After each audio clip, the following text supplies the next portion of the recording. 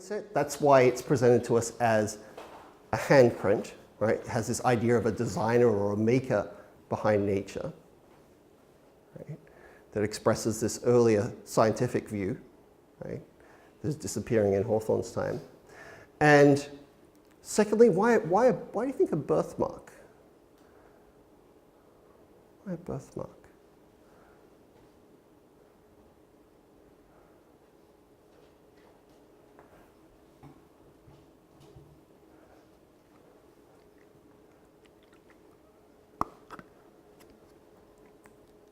Think back to what we said about some of Hawthorne's other stories, right? In regard to how he thinks about the idea of birth and what we inherit from earlier generations, right? From early people, particularly in those Puritan stories.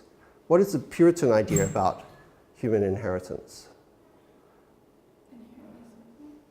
Right, there's that idea of original sin, which is that we all inherit sin from Adam and Eve. Because we're all human, we're all descended from Adam and Eve sinned, and therefore we've all inherited that, right? So it is a big part of not just Hawthorne's American stories, that background, but also we saw it, for instance, in Dr. Heidegger's experiment, where he has, even though it's not an American story, he still has implicitly in the background this idea of, well, humans maybe not entirely entirely good and maybe kind of corrupt, right? But here is there something wrong? Is there anything wrong with Georgiana? Really? No, right? There isn't. Is it her fault that she has a birthmark? Right. And this, again, is also something that Hawthorne has questioned in some of his other stories as well, right? Is that how we look at things, how we perceive things, right? The lens through which we view them is often how we decide to judge them, right? So remember Minister's Black Veil, for example, Reverend Hooper and his Black Veil. When he starts looking at the world through this veil, how does it change the way he sees things? In the Minister's Black Veil story, how does it change? Does he see things the same way when he has the veil over his face? He doesn't, does he? Right? Instead, he starts to see people sin all the time, right? Or the perhaps dream that young Goodman Brown has, right? If it was real, well, then he's right to see all of the people as being evil and in cahoots with the devil. But if it was all just a dream, then young Goodman Brown is wrong about all of his townspeople, isn't he? He's all just in his imagination that they were evil, or that they were connecting with the devil, right? And something very similar is happening here, too, with the birthmark. It's something that Georgiana can't do anything about, right? She's just born with it, right? And yet, is the birthmark beautiful or ugly? Which one is it? It depends on your perspective, right? So at first, when they first get married, does Georgiana worry about her birthmark? Not at all. She doesn't care. But as soon as her husband, Aylmer, starts to care and starts saying, oh yeah, I don't really like it, then she changes her perspective, doesn't she? Right? And we see that the whole view of the birthmark itself is entirely subjective, right? It's entirely something that is, whether you like it, whether you don't like it, is something that is not really objective. It's something that you react to on your own personal level, right? So some of her lovers say, yeah, I love it. It makes your face look more beautiful. And then others of her friends, supposed friends, who say, yeah, no, you should hide it. You should cover it with makeup. You should not be proud of it, right? But it is entirely subjective, right? It's all about how you look at it, okay? All right. Let's see. Now, of course, we have here on the top of, I think, our second page, right? Yes, the second page of the story, 159, we have at the top of that page is mentioned the Eve of Powers, right? The Gutenberg version that I took this from kindly provided us with footnotes. Hiram Powers is a famous sculptor in the 19th century, right? Neoclassical sculptor, even though he's in the Romantic time period. And he creates this famous statue of Eve, right? And there's a couple of reasons for this reference. Why do you think he mentions Eve? All right, exactly. Right, here she is. We see her. What's she holding in her hand? Well, it looks like an apple, but it's the forbidden fruit, right? Which is not actually an apple, because otherwise we'd all be eating forbidden fruit all the time, right? So it's just traditionally represented as looking like an apple. But it's the forbidden fruit in her hand, right? She's been tempted, right? And so we're seeing here, like, on the one hand, like we have this idea, of course, as said, of original sin, right? This is partly why it's mentioned. And also, the other thing, though, is that he mentions about how, when we look at this, are there any sort of cracks or imperfections in that sculpture? No, there don't seem to be. He says, but if you look at marble close up, right? When you look at marble, you can see naturally in the stone, in marble, right, in this kind of stone, there are like little blue like veins and lines that are just a natural part of the stone, right? It's there in any kind of marble, right? That there are these little lines and little, sort of, he describes them, I think, as little blue sort of veins that run through. Right, if you look very closely. From here, it all just looks like white and shiny and flat. But if you look at it very closely, he says, you can see like the little lines in the marble. Does that mean that this statue is imperfect and useless and hopeless and messed up because it has these little lines in the marble? No, right? Instead, we would just say, well, yeah, but that's just marble. That's just how it is, right? It's just natural. It has those little lines in it. And you look at this sculpture and say, yeah, I don't really care, right? So there's meant to be this parallel here between Georgiana's birthmark, right? The fact that she has this on her face, and the fact that there are natural lines in the marble, right? And what Hawthorne seems to be doing is that he seems to be challenging this biblical idea that we are fallen, right? That we are inherently sinful. He's saying, well, no, Eve might have eaten this fruit in the myth, but no, really, humans are just humans, right? We have our good sides and we have our bad sides. We have our faults. But to say then that humans are all horrible and corrupt and because they have imperfections in them is like saying, well, this statue is bad because the marble has little veins in it, right?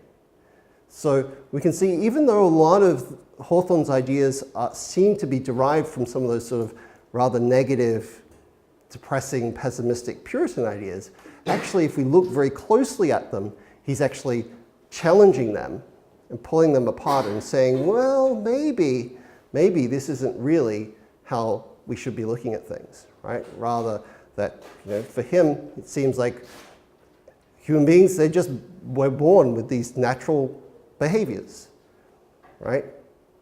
Some of them are good, some of them are bad, but we just, we judge them in the same way that, we wouldn't say that this statue is just inherently bad because it has certain natural flaws, or that Georgiana is ugly and bad because she has certain markings on her face because of how she was born, right? So he's challenging this imperfection that we ascribe to things that are just part of nature and that are not able to be helped by the subject in question. So one of the recurring themes that we see in a lot of romantic fiction is that we see of course, the idea of alchemy is bringing nature into balance, right? But we see in many of these stories of people going too far, right? Of going beyond what is allowed by the limits of science and nature, right? So using science to break the rules, right, in ways that they're not supposed to, right? So we saw this, for instance, with the Elixir of Life by Balzac, right, where Don Juan has the elixir that would allow him to live longer than he should, and see here a couple other famous examples. On the left is Frankenstein, right? Victor Frankenstein, the doctor who creates what he thinks is going to be a superhuman, right? He picks all the best body parts, the best looking, the most muscular, the most intelligent, and he thinks he's going to create a superhuman being, but instead he ends up creating something that is ugly and monstrous. Right? A lot of people think that they misread the story and they think, oh, he started out to create a monster. No, he didn't. He started out to create something that was better than humans, something that would be superhuman, that would be great and would be better than according to the religious ideas that God had created. He's like, I'm going to go one better. I'm going to go do something better than God, right? I'm going to create this super being. But instead, of course, he ends up creating a monster and failing, right? And then on the other one there you can see is Goethe, Goethe's Faust rather. Goethe's Faust, a scene from part 2 in which Faust himself creates what's called a homunculus, a little man, right? And so there's all of these stories in romantic fiction that they're not anti-science as such, but they critique the limits of what science can do, of this idea of like humans playing God, reaching beyond what they're supposed to be doing, right? So as it says, transgressing the boundaries of nature, not respecting nature, and therefore breaking the rules in bad ways that have bad consequences. Right? So of course, these earlier stories we can see then inform what's happening in Hawthorne's story, right? It's because Aylmer doesn't respect the boundaries of nature, that he tries to break them, that he ends up being punished by his wife dying, right? And through his various failures. But also within this, we can see a theme, overlapping themes of the material, which we saw was a big part of ideas at this time, like certain scientists saying, well, no, we're just material that has no supernatural, no souls, no spirit, there's no supernatural world, right? Versus the ideas that sort of seem to prevail certainly within this story of the spirit as being the ideal, right? Somehow being perfect, of being like an angel. Sometimes this is called angelism, right? It's almost like you're no longer a human anymore. You're so perfect and so wonderful that you're like an angel, right?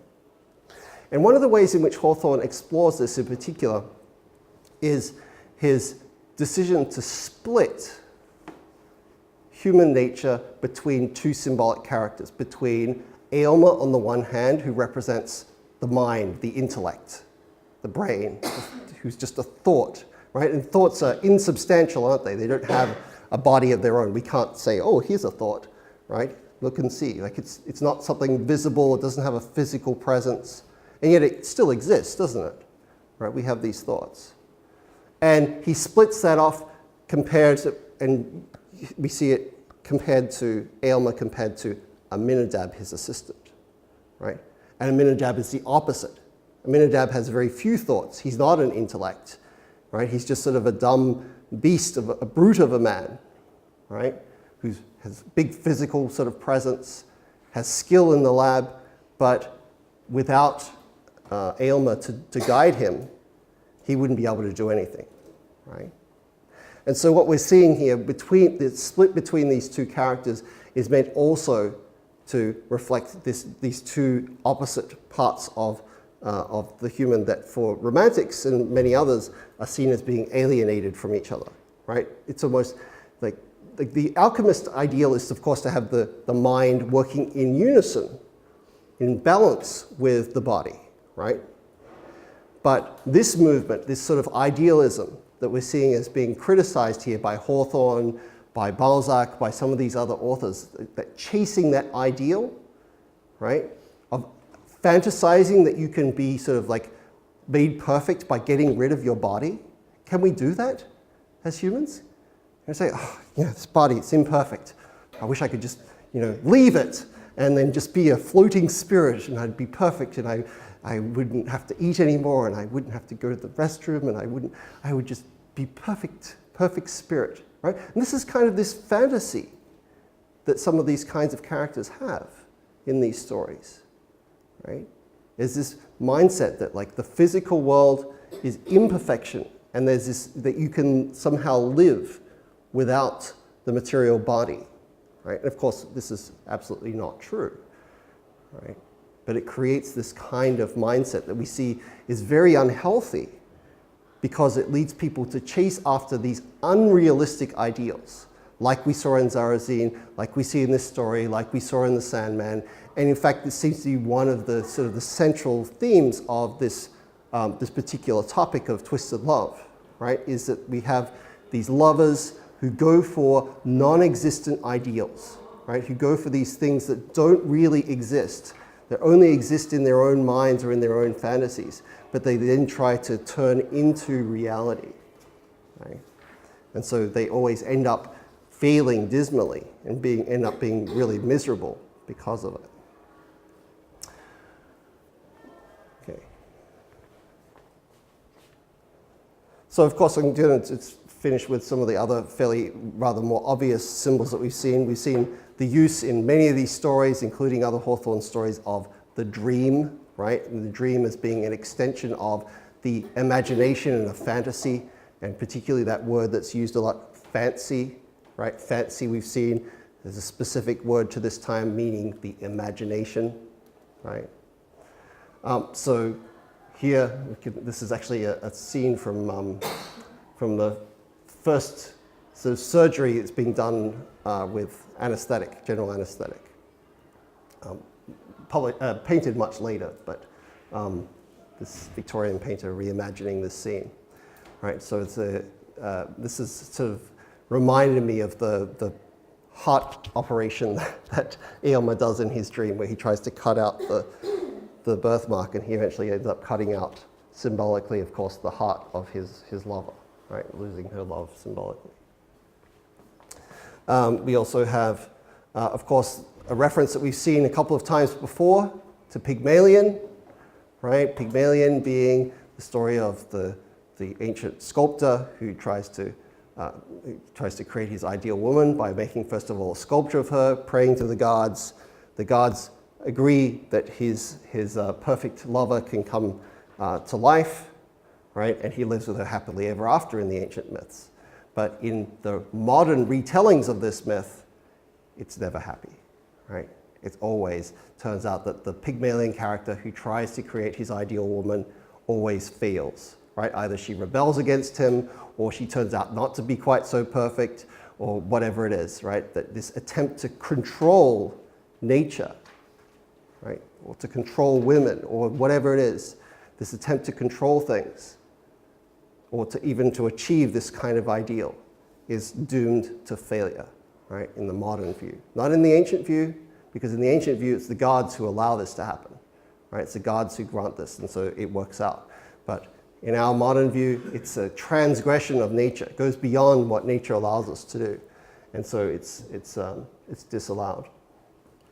By the way, you can see here in the background, this is Cupid firing his arrows, and you can see that Galatea, who is the name of the ideal woman, her feet are still like attached to the stone basin, stone foundation of the statue.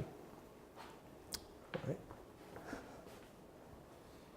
Okay, and then lastly, of course, we have the just like in the story of Dr. Heidegger's experiment, where he takes out the faded rose, sprinkles the water on it, blooms back to life, and then dies again. We see he uses a very similar kind of symbol as well in this story, doesn't he? Right, where he presents this special flower that he's made with his chemical skills, and then Georgiana plucks the flower, but when she touches it, he's like, oh, it's too much sensation, right? Too big a dose of you touching it, and of course the flower then dies. Right. All right, so let's put these ideas together and see what we can come up with in our homework sheets.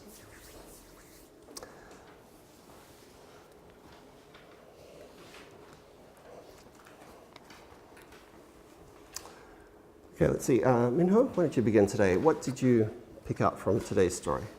I picked on page 160, the last paragraph. 160? Yep. I think this paragraph reveals that the illness experiment will be failed. On his journal, he wrote that he realized that nature keeps each secret and reveals only a result. In this message, I think that the secret means that the crimson mark is directly connected to Georgiana's life, and the result means that the fact that Georgiana has the crimson mark. The next sentence says that nature permits human beings not to mend but to destroy this. And this suggests that if Aylmer tries to eliminate the mark, he would fail and Georgiana would die. Yes, so it sort of tells us, doesn't it, that like nature, and here nature, he capitalizes nature as if to make it like a person, sort of like says like nature has its designs, it has its ways of creating things, and we as humans, it's very easy for us to mar, meaning to like destroy or to mess up something. Right? Seldom to mend. So sometimes we can fix these things, but very often we can't. And like a jealous patentee, right? A patent, of course, is a design that you have copyrighted, right? So like saying, well, you know, nature's sort of saying like, well, I designed what humans are like. You can't copy that. That's my copyright, right? And so sort of saying like nature seems to have the same kind of mindset and doesn't allow human beings to use that patent, doesn't allow it to use that copyright to break the rules and to make their own human beings outside of the avenues that have already been provided by nature, right? So of course there are ways that nature allows us to produce other human beings, but they are the ways that are designed by nature, namely sex and reproduction. Right? So those are nature's ways that allow us to produce human beings. But if we try to create other ways, Hawthorne's saying, no. Nature says, no, not allowed. Right? Not going to let you. Going to make you fail. So there's this kind of today there's a term that comes from software known as reverse engineering. Right? Engineering, of course, is to design and to create things. Reverse engineering is to work out, you have the final product and you try to work backwards to find out, wow, how did they create that, right? So this originally started with like hacking and things like that, where you would have a computer program and the hackers would try to work out, oh, how did you create that so that I can, you know, mess around with your program and play with it, right? But then you could think of it, there's all sorts of other ways in which we could think about that process. So let's say someone, you know, brought in a cake. I was like, oh, this is a great cake. I'm going to try and reverse engineer. What ingredients did they use? How did they bake that? How could I make a cake just like this one, right?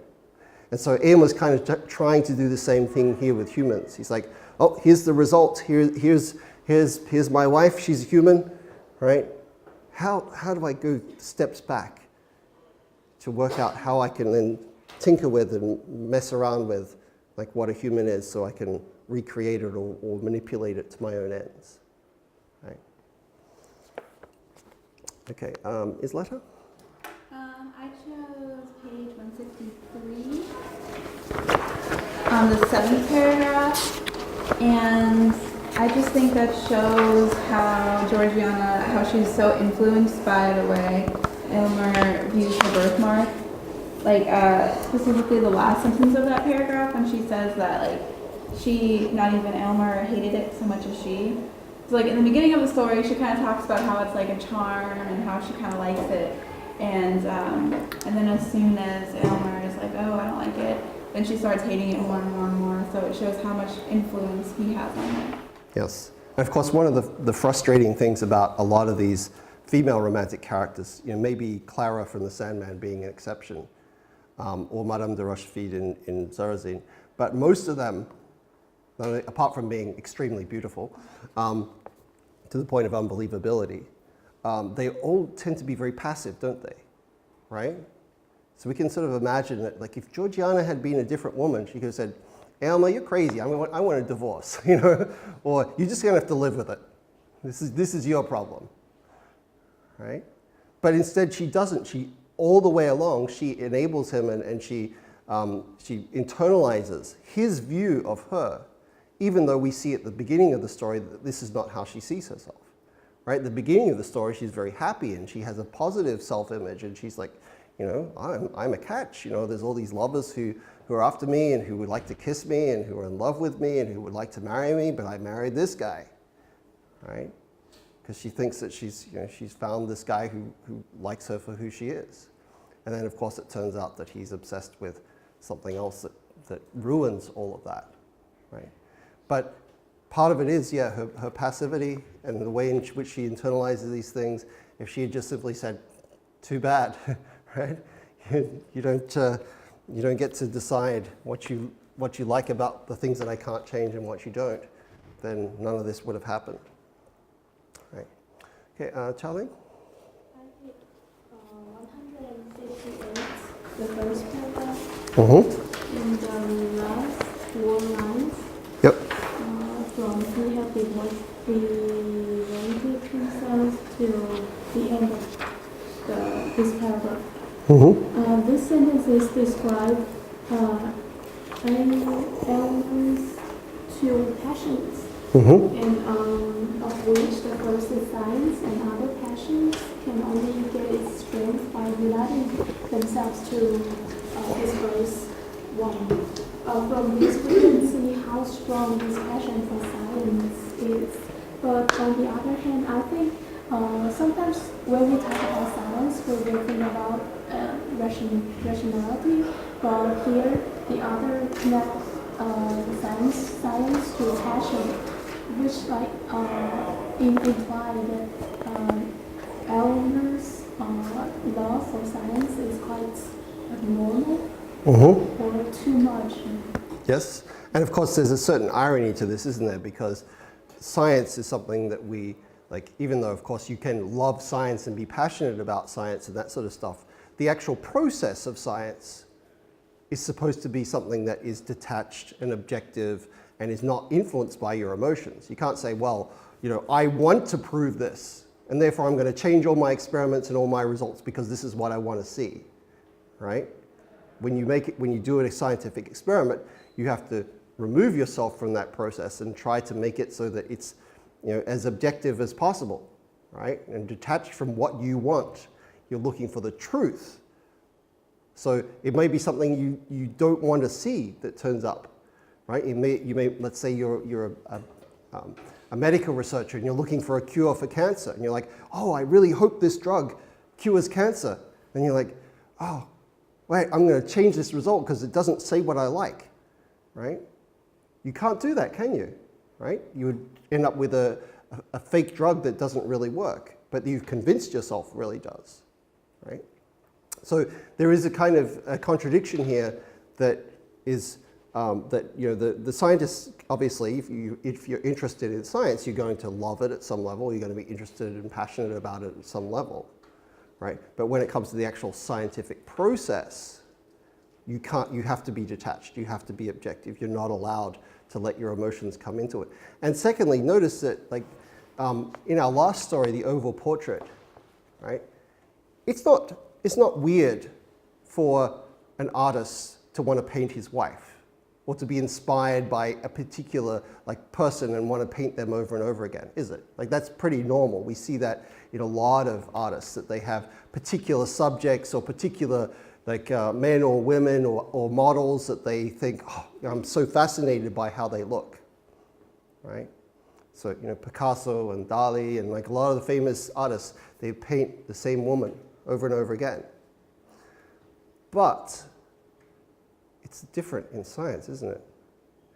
It's weird for a scientist to say, yeah, I love science and I love my wife. I'd love to experiment on her, right? That's a lot weirder than the artist who wants to paint his wife. So this particular change of topic, even though it's like very similar to the oval portrait story, the change from art to science makes our take upon what's happening here also quite different as well, doesn't it? Yeah. Okay, let's see. Jongwon?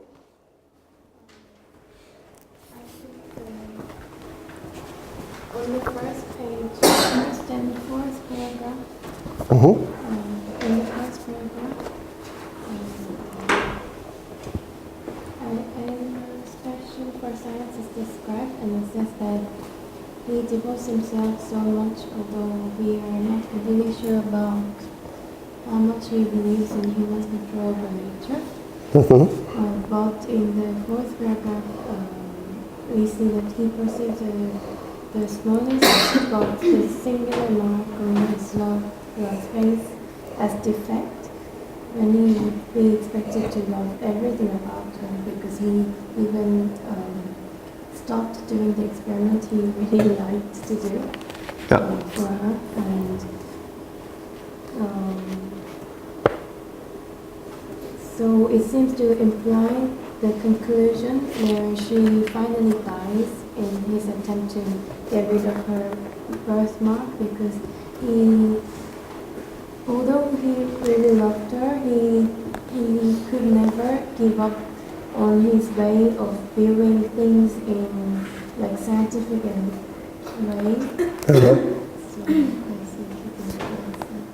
Yep. And also, let's ask this question. Like, at the end, he says to Georgiana, "Oh, now you're a perfect woman." Is she perfect? Well, she's dead, so that's kind of a problem. But even if he had succeeded, would that, not having a mark on her face, would that make her a perfect woman? Would it make her an imperfect woman? We can see, like, the question is kind of, Hawthorne is showing us that this question is kind of a wrong thing to ask about human beings, isn't it? Whether they're perfect or they're imperfect. Human beings just are the way they're made, right? And there's certain things that, you know, are better than others about us. There's certain features about our behavior that are better than others, and you know, there's certain things about us that are nice, and certain things that are not so nice. Certain things about us that are kind of good, and some other things that are kind of, you know, like, you know, wish we didn't have to do those things, but all right, we have to put up with them. But it's not really a question of whether human beings are perfect or imperfect, right? Is it? That's Hawthorne is sort of saying this is the wrong question to be asking, right? In the same way that, you know, if we take the example of the marble that is used for the statue, right?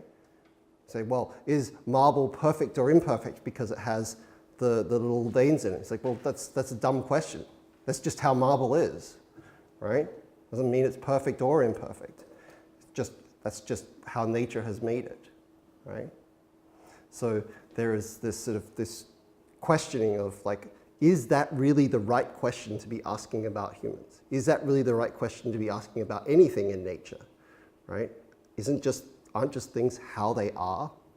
Seems to be what Hawthorne is asking. And then our attempts to control and change that seem to be the source of the problem, right? Okay, Haeyeon? Last paragraph, page 167. Mm-hmm.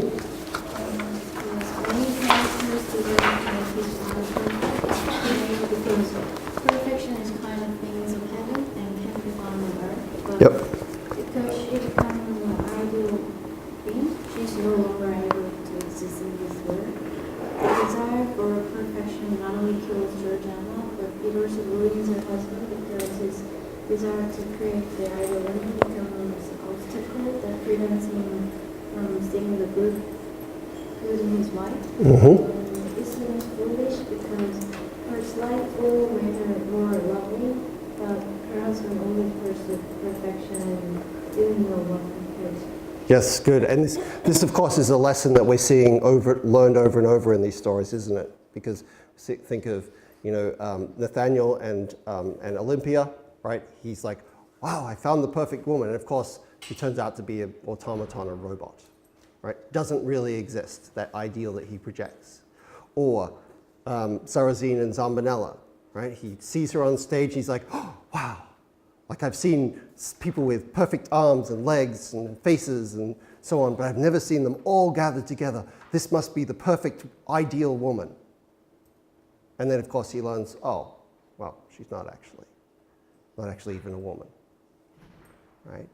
So repeatedly, these authors are showing us, hey, you try to idealize something, you try to turn something into something perfect that doesn't really exist into reality, you're always going to be disappointed, you're always going to fail, you're always going to create these bad situations, right? By projecting something and looking for something in reality or nature that doesn't really exist there. It's not possible, right? Good, thank you. Sharon? I chose the paragraph on page 160.